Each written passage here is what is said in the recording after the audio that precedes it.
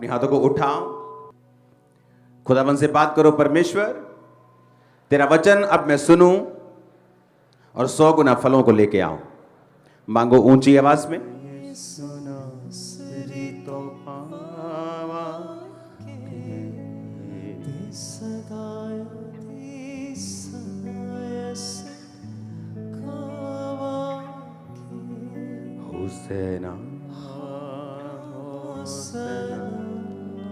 प्रभु यीशु मसीह के नाम में हम मांगते हैं। यहोजकेल की पुस्तक उसकी 14 आयत, तब चाहे उनमें नूह, दानियल और अय्यूब ये तीनों पुरुष हों तो भी वो अपने धर्म के द्वारा अपने ही प्राणों को बचा सकेंगे। प्रभु यहोवा की ये वाणी है। पुराने नियम में, नए नियम में आपने नबियों को, आपने परमेश्वर के प्रेरितों को, नए नियम में, पुराने नियम में नबियों को, नए नियम में प्रेरितों को, और परमेश्वर ने भी कई लोग बाइबल में ऐसे हैं जिनका नाम ले लेकर एग्जाम्पल्स दी हैं। अब परमेश्वर कह रहा है चाहे उनमें नूह हो, दानियल हो, अय्यूब हो, तो ये वो लोग हैं जिनका नाम परमेश्वर लेता था एग्जाम्पल्स देने के लिए।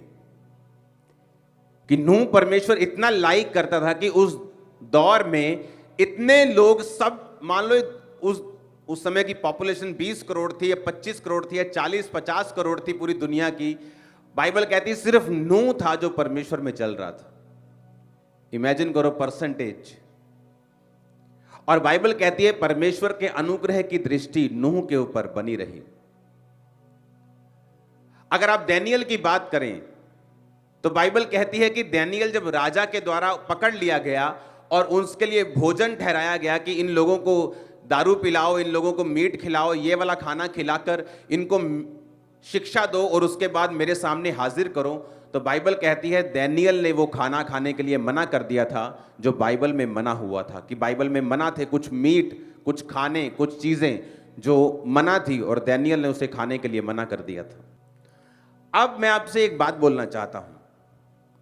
आज हम एक बंदे की अगर एग्जाम्पल ले लें, अगर हम दानियल की एग्जाम्पल ले लें, चाहे हम अय्यूब की एग्जाम्पल ले लें, चाहे नूह की एग्जाम्पल ले लें, तो क्यों परमेश्वर उनका नाम लेता था? नए नियम में जब प्रेरित बात कर रहा है, याकूब तो कह रहा है एलिया भी तुम्हारे समान दुख और सुख भोगी मनुष्य था। जब उसने गिड़गिड़ाकर प्रार्थना की कि मेघ ना बरसे, बारिश ना आए, तो बारिश नहीं आई। वो भी जो प्रेरित था वो भी किसी बंदे का नाम लेकर तुम्हें समझा रहा था। तो ऐसे ये कौन से व्यक्ति थे, इनमें क्या खासियत थी कि परमेश्वर, नबी, प्रेरित इनका नाम लेकर लोगों को समझाते थे, इनकी एग्जाम्पल देकर समझाते थे। दानियल 1 उसकी 1 से 7 स्क्रीन के ऊपर हम पढ़ेंगे। उसमें लिखा है कि यहूदा के राजा यहोयाकीम के राज्य के 3रे वर्ष में बेबुलीन के राजा नबूकदनेस्सर ने यरूशलेम पर चढ़ाई कर कर उसको घेर लिया।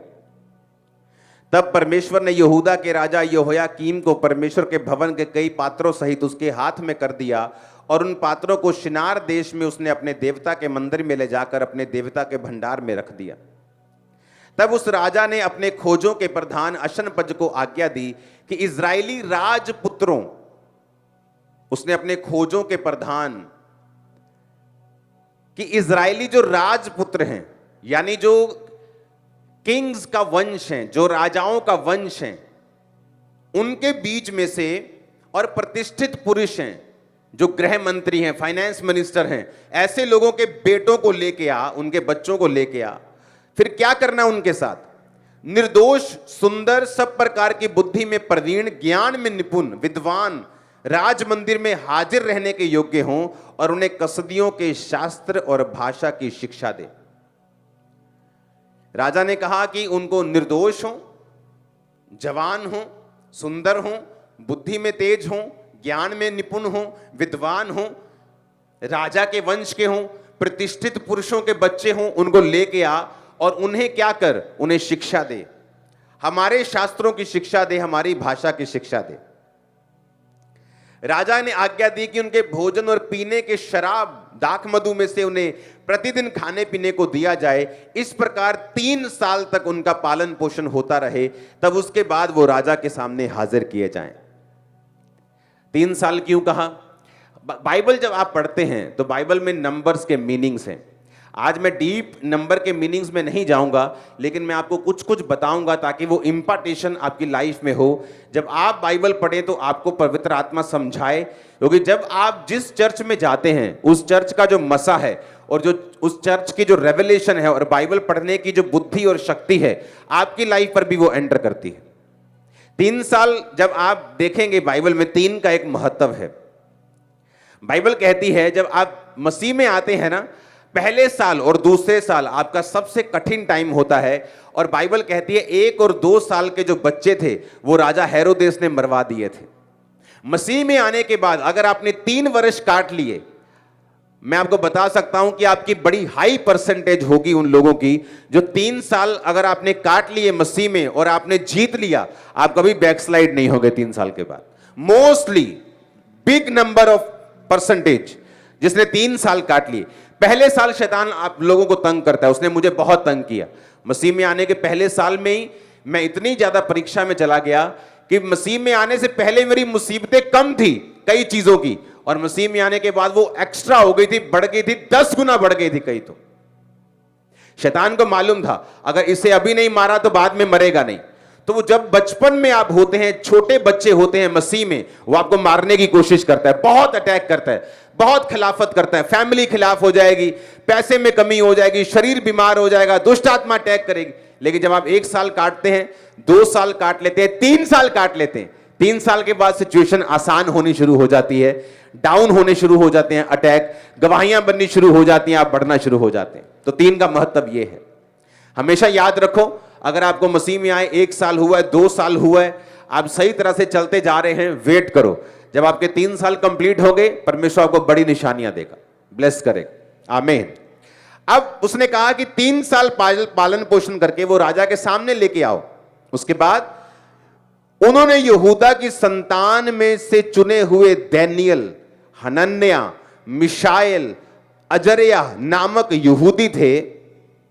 खोजों के प्रधान ने उनके दूसरे नाम रखे। दानियेल का नाम उसने बेलत शस्तर रखा, हनन्याह का नाम शद्रक, मिशाएल का नाम मेशक, अजर्याह का नाम अबेदनगो रखा। हालेलुया। अब फिर से पहली आयत को, दूसरी आयत को हम स्क्रीन पे दिखाते जाएंगे। अब जब आप इनको पढ़ते हैं तो उसमें लिखा है कि ये बेबीलोन का राजा था। मैं आपको ये स्टोरी क्यों पढ़ा रहा हूं, मैं इसका कारण भी पीछे आपको बताता हूं, क्या रीजन था इसका।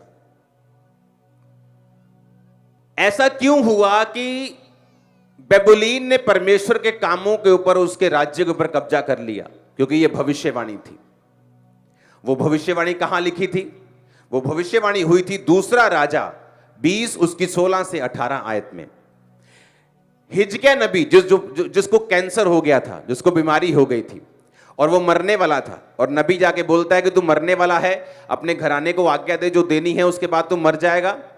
तो वो परमेश्वर के सामने हाथ जोड़कर माफी मांगकर रोने लगा, प्रभु से बताने लगा कि मैं वफादार रहा हूं। आंसू देखकर परमेश्वर ने उसे हील नहीं किया, वफादारी पास्ट बताया कि प्रभु मैं तेरे कामों से वफादार रहा हूं, मुझे हीलिंग चाहिए। तो परमेश्वर ने उसकी 15 साल उम्र और बढ़ा दी थी।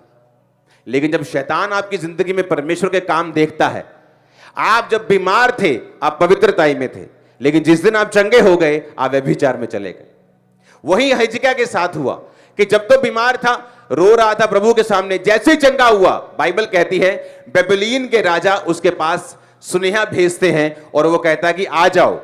और जब बेबीलोन का राजा उसके पास आता है, लोग आते हैं, तो वो सारे अनमोल भंडार, सारे हथियारों के भंडार, सारी अनमोल वस्तुएं दिखाता है और नबी नाराज होता है। नबी बोलता है कि तुम्हें मालूम नहीं था कि वो तुम्हारा दुश्मन है, खुदा का दुश्मन है, तुमने उसे अपने अनमोल भंडार क्यों दिखाए? अब आने वाले समय में क्या होगा? यशायाह ने हिजकिय्याह से कहा, यहोवा का वचन सुन ले, ऐसे दिन आने वाले हैं जो कुछ तेरे भवन में है, जो कुछ तेरे पुरखाओं का रखा हुआ है तेरे भंडार में, वो बेबीलोन को उठ जाएगा। यहोवा कहता है कोई वस्तु ना बचेगी। तेरे पुत्र जो तेरे वंश में उत्पन्न होंगे उनमें से भी कुछ को वो बंदी बनाकर ले जाएंगे और वो खोजे बनकर बेबीलोन के राजभवन में रहेंगे। तो परमेश्वर ने उनको प्रोफेसी दी कि तुम्हारा जो राज्य है वो अन्य जातियां लूट ले जाएंगी, क्योंकि तुम मेरे साथ बेवफा हो, तुमने मेरे साथ मेरी आवाज को नहीं सुना, मेरे वचन को नहीं सुना। जिससे मैं नफरत करता हूं तुम्हें नफरत करनी है, जिससे मैं